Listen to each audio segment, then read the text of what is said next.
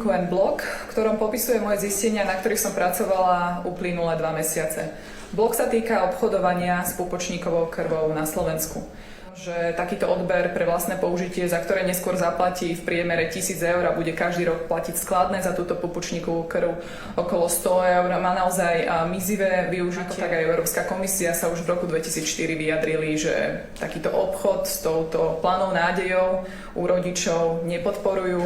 Bola o tom debata na európskej úrovni, či to rovno nezakázať, ale aj vzhľadom na slobodu podnikania sa to zakázať nepozerá. Zistila som, že na Slovensku máme takýto slovenský register placetárnych krvotvorných buniek, kde vlastne darkyne môžu pupočníkovú krv svojho novorodenca vlastne darovať. Tento slovenský register placetárnych krvotvorných buniek síce znie ako nejaký verejný register, ale v skutočnosti, keď sa preklikáte stránkou, ktorú má, tak dole malým písmom zistíte, že patrí pod Card Blood Holding, čo je vlastne spoločnosť, ktorá robí aj tie komerčné odbery, tak robí aj tieto darcovské. Má v tejto veci na Slovensku vlastne pri skladovaní monopol. Zaujímavým v celom tomto príbehu aj človek, ktorý vlastne stojí za týmto celým biznisom, že ide o človeka menom Zogdy Hamid.